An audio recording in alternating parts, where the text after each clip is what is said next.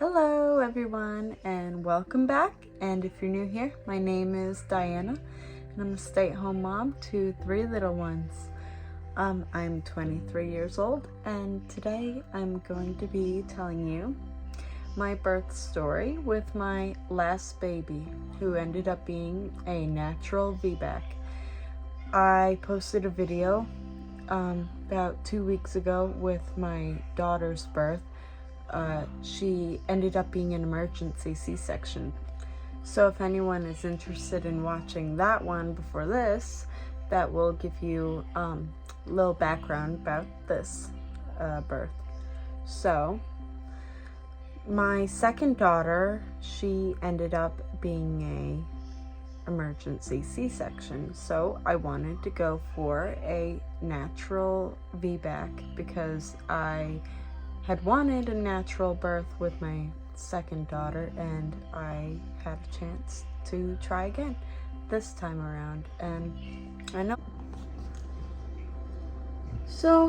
know that a lot of women, they want to go for a Vbac after having a C-section, or maybe 2 or 3 or however many, and I just want to put this story out there to show you that it is possible to do it. And especially in like a short amount of time, it's still possible. Some providers might try to tell you that you can't unless your babies are 18 months apart or something like that, but that's totally not true. Just make sure to do your own research before going into this. So I ended up finding out her gender early. I did the NIPT test and everything was normal.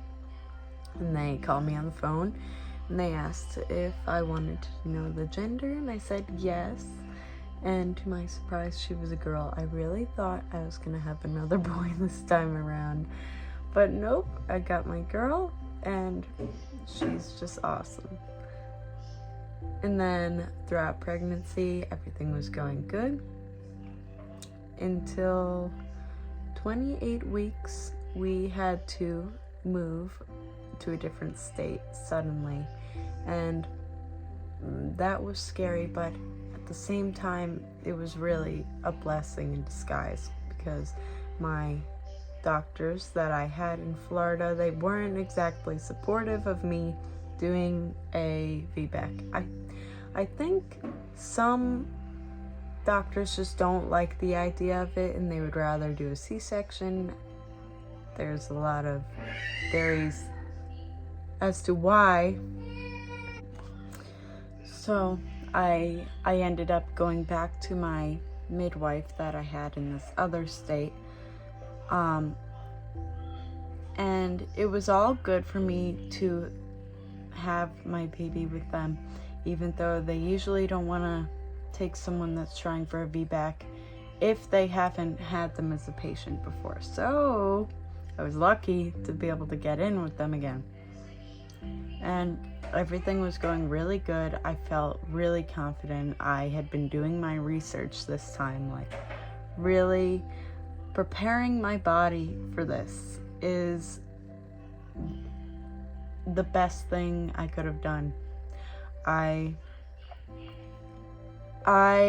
didn't really understand that with having babies, you won't really go into labor if your baby's not in the right position and all that. So I had been doing all these stretches and stuff to help get her in the right position. So towards the end, I think found out she was sunny side up from like 35 weeks, and she never turned back around. And they usually don't turn back around until you are in labor, or they turn when they're coming out.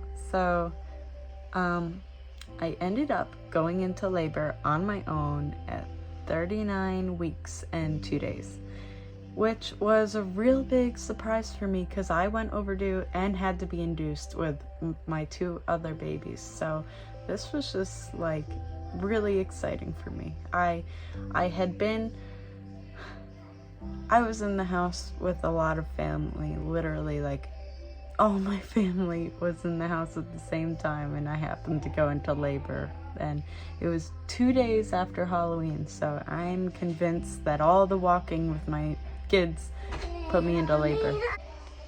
So it was pretty late.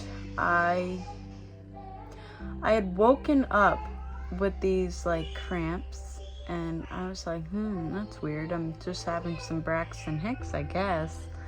And it was not. I never went back to bed after that. I kept having contractions, and I kept, I didn't wake my husband up like all night. I woke up at like 2 or 3 in the morning, was up till then. Woke him up at 6 a.m. when they started getting really bad. And he's like, you sure it's real? Because like he totally thought I was not gonna have my baby any earlier than 40 weeks. Like, no way. Didn't happen last 2 times. No way it's gonna happen this time. And I'm like, no, it's real. And they just kept getting worse and worse. And it was just crazy because I had like we have a big family. I have my husband has a lot of siblings, so like all of those people were in the house, and I'm going through labor and having contractions, and it got to the point where I'm like, I can't really like talk. So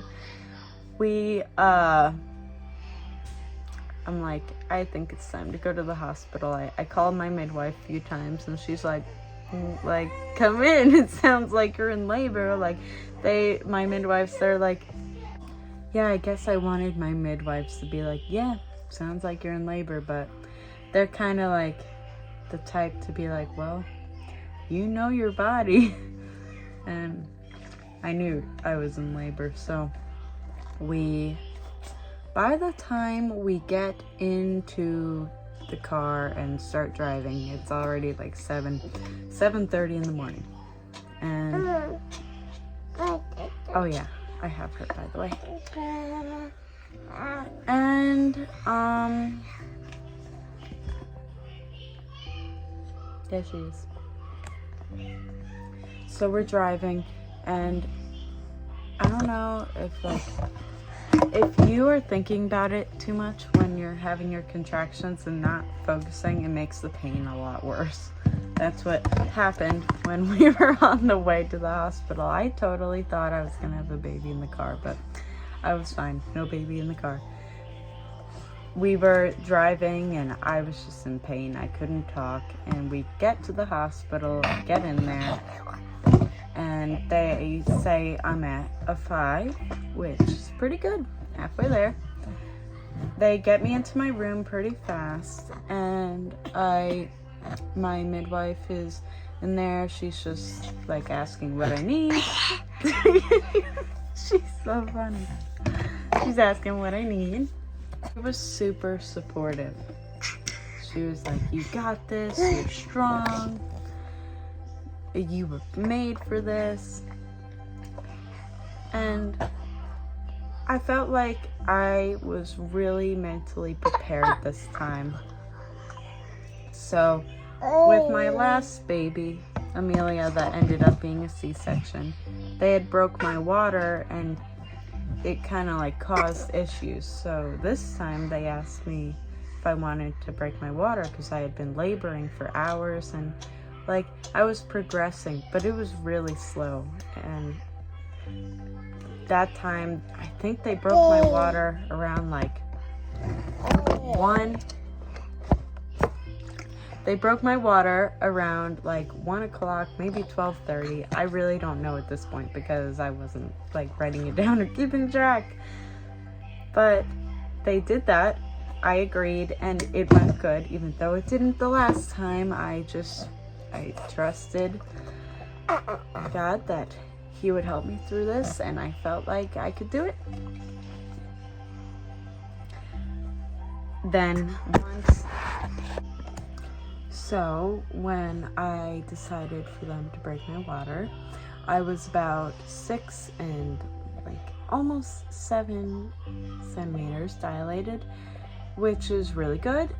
And I went from that to pushing within an hour, and that hour was really hard to get through, but that was probably like the hardest part of the whole thing, like doing it natural. This was so I got through that hour, and I just kept asking, like, is it time to push? Is it time to push? Every time. She's like, you're not there yet. Not at a 10 yet. Then finally got there. It was so tough. I probably scared some people next door. I was one of the loud ones going through that pain. I guess it was hard to like stay focused, like with the breathing and stuff at that point, but whatever. I got my baby here. So I pushed for about, I say like 30 minutes. My husband always says it's longer, but I think it was between that and 45 minutes. Definitely not like over an hour. And it was great. As I pushed her out, they were like, here she is, and I grabbed her and pulled her to my chest myself. And it was just like an instinct. Like I knew she had come out, and I grabbed her and pulled her up, and it was so cool, honestly. And so you rest and stuff after you have your baby, and they're weighing her. She was 7 pounds 5 ounces. I think she was 21 inches long. And so it was time to like get up and go to the bathroom, and I'm not gonna give you any details here, but something that amazed me is how easy it was to just get up and go to the bathroom. I was like telling the nurse, and she's like, wow, you're doing great, good job. And I'm like, this is so easy compared to the C-section, but especially compared to my birth I had the first time with an epidural and stuff. Like, you feel super numb and weird, like super painful. But since I had done it this time natural, it's like I almost didn't have those pains from, like, I don't know, maybe it was adrenaline, but I just like stood up and went to the bathroom like I had not just given birth. And that reason alone is another reason why with my next baby, if I had another baby, I would definitely try to do it natural again.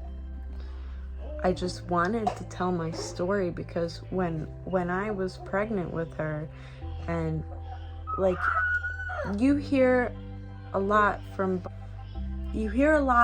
both sides. You hear like the horror stories about trying to go for a Vbac, and you hear all the great stories. So I just wanted to put another one out there because it is so possible. If this is what you want, fight for it, do it. It is so amazing. By far, this was the best birth I've had, and now I've had like 3 types of birth. One, a natural one with an epidural, C-section, and a fully natural vaginal birth. And this one was the best. Easiest by far. You're brushing your teeth that you don't have, Shiloh.